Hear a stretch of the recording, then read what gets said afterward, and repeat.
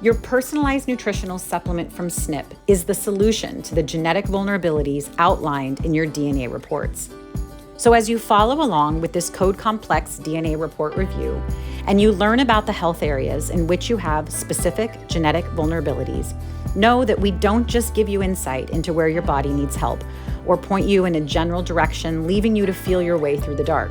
We offer you the precise solution that science says can help offset your exact genetic variations. And this solution is nutrition. The specific nutrition included in your formulation mirrors your genetic vulnerabilities and is backed by science. This means each individual ingredient that's chosen for your formulation is selected based on scientific evidence underscoring its capacity to help offset your unique genetic vulnerabilities. How cool is that? We also include digestive enzymes, adaptogens, antioxidants, functional foods, superfoods, and more to boost your formula's nutritional impact. The individual ingredients chosen for your unique formula are outlined in your supplement facts panel, found on the last page of your Code Complex report or under your DNA reports file in your SNiP account. So when you're reading your report and you see a yellow or a red result indicating a vulnerability, you don't have to wonder what you can do to address the variant. You don't have to research the gene or what nutrition might be best. We've already done that research. We've included the exact nutrition in the exact right amounts for you. What can you do to support your body where it says it needs it? The first step is to simply take your Code Complex. Then follow the personalized lifestyle recommendations included in each section for ways to further support your body's genetic expression. Welcome and congratulations on taking this first step to mastering your genetics and optimizing your wellness span. My name is Nurse Andy. I'm a scientific advisor, and here at SNiP Nutrigenomics, we help you focus on your strengths and to identify areas that may need your attention to optimize your gene function. We believe knowledge is power. We have an amazing tool in using customized nutrigenomics with our flagship product, Code Complex, to optimize your gene expression. So let's dive into your report. Everything is laid out in an alphabetical order, and I'm not going to go through all of the lifestyle recommendations that are listed in your report. I'm going to talk more about what the SNiP means. And remember, we like to keep it simple, so it's a lot like a stoplight. Green is called wild type, meaning neither parent gave you any variations. You're good to go. Yellow is heterozygous. One parent gave you one variation, which often means caution, you may need to do some different things to support this gene function. Red is homozygous, meaning each parent gave you a mutation and you need to stop and look at how to support this gene. So let's hop right on to APOB. This is a gene that's very critical for lipid transport and maintaining healthy cholesterol levels. ATP5C1 is all about mitochondrial function. ATP is the gasoline for how we run our cellular function. There's things like alpha lipoic acid, PQQ, that we know can help to support the expression of this gene. CompT is one of my favorite SNPs to take a look at. It's how we break down and recycle neurotransmitters or our stress hormones. And it's lovingly called either the warrior or the worrier gene. And things like astaxanthin, the B vitamins in the correct formats, goji berries, all of these can help to support CompT expression. CRP is one of 3 inflammatory markers that we take a look at. You may have heard of it. It's a commonly ran blood test to see how your inflammation is happening in the body. CYP11B2, this is our adrenal gene. It's very important for making aldosterone steroid hormone, which is made inside of our adrenals, and it helps to regulate the salts or the fluids, our electrolyte balance, which is going to have a direct correlation on things like blood pressure, how you hold on to water, and how your body is able to detoxify. EP MTHX1 is all about phase 1 detoxification. The body needs to be able to do this because we're exposed to xenobiotics. These are chemicals, pesticides, smoke, charred foods, toxins that can be very detrimental to the body. Our body needs to encapsulate these toxins with lipids or fats, and people who have mutations with this gene have a harder time being able to do that. So the toxins will keep circulating in the body, and that accumulation often can have detrimental health effects down the line. But things like green tea, artichoke, burdock, cruciferous vegetable extracts are all part of what we use to help support this gene expression. FTO is our fat storage gene. It's often called, the diabetic gene. It has a lot to do with how fat mass and obesity can affect our metabolic capacities. But it's really interesting. It also affects the section of our brain that is responsible for feeling satisfied or not satisfied. Ghrelin and leptin are two of the neurotransmitters that it directly affects. Ghrelin tells you you're hungry, where leptin tells you you're satisfied. So if you have mutations in the SNP, you tend to want to eat more, up to 25% more, before you feel satisfied. So it's really important to recognize this and support it with things like a higher protein, lower fat diet. And then, of course, we're going to give you things like alpha lipoic acid, berberine, if you do have mutations of either yellow or red with your FTO gene. FUT2 is our B12 regulation. It's very important for our gut health because this enzyme is going to help create a healthier mucosal lining inside of your gut, which is going to feed and attract the good bugs. It's also going to help with how you convert B12 into a usable format, which is very important for your neurotransmitters, which affect our mood. It has a lot to do with anemia and fatigue and our methylation in general.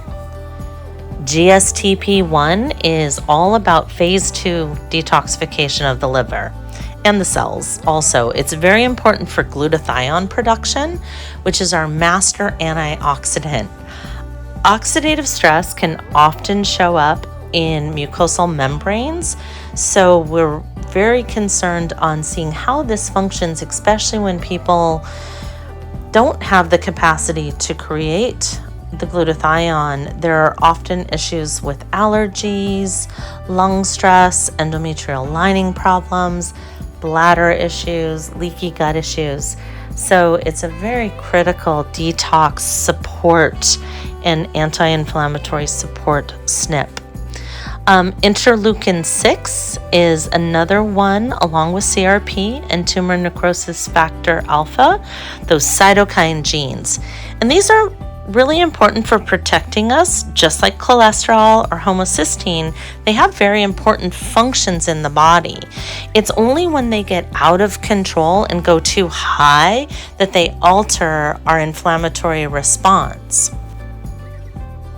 Now, MTHFR must be the most talked about gene that I've ever heard of. It's very critical for how we methylate, and methylation is responsible for turning genes on and turning genes off.